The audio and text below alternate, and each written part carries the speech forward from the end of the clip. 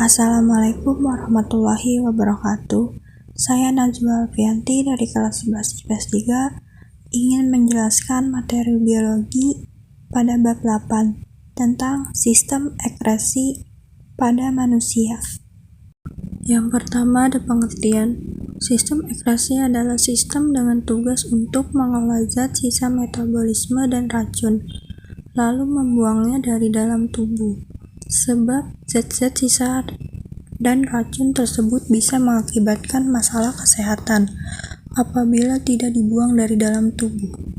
Fungsi dari sistem ekskresi yaitu menurunkan kadar zat produk metabolisme atau metabolis dalam tubuh, melindungi sel-sel tubuh dari zat-zat yang bersifat racun, menjaga keseimbangan cairan dalam tubuh atau homeostasis, membantu mempertahankan suhu tubuh.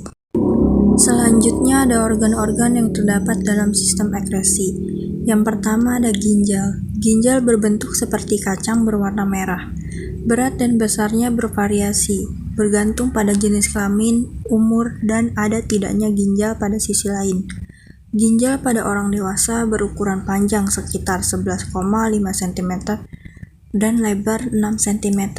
Ginjal memiliki beberapa fungsi, yaitu sebagai pengeluaran zat sisa organik, misalnya ures, asam urat, keratin, anomia, serta produk penguraian hemoglobin dan hormon. Selanjutnya ada pengeluaran zat racun, contohnya obat-obatan, zat kimia asing, zat aditif makanan. Pengaturan keseimbangan konsentrasi ion-ion penting di dalam tubuh. Ada natrium, kalium, kalsium, magnesium, sulfat, dan fosfat.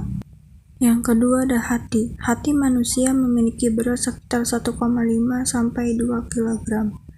Terdiri atas dua lobus besar yang oleh jaringan ikat ligamen falciformis, yaitu lobus kanan dan kiri. Lobus kanan terbagi lagi menjadi 3 lobus yang lebih kecil. Hati dihubungkan oleh jaringan. Fungsi dari hati yang pertama sebagai tempat pembongkaran sel darah merah yang sudah tua.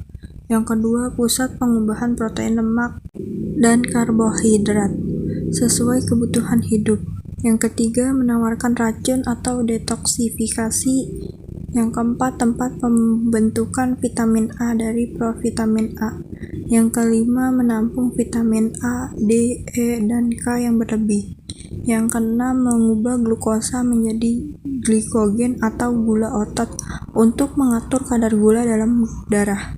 Yang ketujuh, mengubah kolesterol dan asam amino menjadi glukosa dalam kondisi tubuh kehabisan glikogen. Yang kedelapan, tempat pembentukan protombin dan fibrinogen. Yang ketiga ada paru-paru. Paru-paru adalah organ yang masuk dalam sistem ekskresi, yaitu proses pembuangan limbah dan zat sisa dari dalam tubuh. Fungsi paru-paru yang pertama melindungi organ jantung, kedua menyeimbangkan pH, ketiga tempat penyaring. Yang keempat ada kulit. Kulit merupakan organ terbesar yang menutupi area tubuh seluas sekitar 1,67 meter dan memiliki berat sekitar 4,5 kg pada laki-laki dengan berat badan 75 kg. Fungsi kulit yang pertama ekskresi, mengeluarkan lemak dan keringat yang mengandung air, garam, urea, serta ion-ion. Yang kedua, pelindungan tubuh dan mikroorganisme, radiasi sinar matahari, iritasi kimia, dan gangguan mekanik. Yang ketiga, pengaturan suhu badan. Kelenjar, keringat, dan pembuluh darah berfungsi mengatur dan mempertahankan suhu badan. Yang keempat, metabolisme. Menyintesis vitamin D dengan bantuan sinar matahari dan menyimpan lemak sebagai sumber energi. Selanjutnya ada gangguan sistem ekskresi. Yang pertama ada gangguan sistem urin.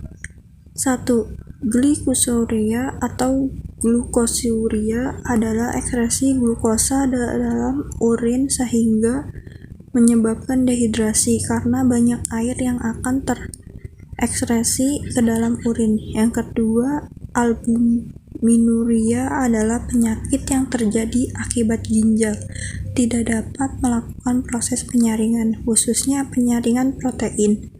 Yang ketiga, batu ginjal adalah penyakit karena adanya pengendapan pada rongga ginjal atau kandung kemih. Yang keempat, diabetes mellitus atau kencing manis.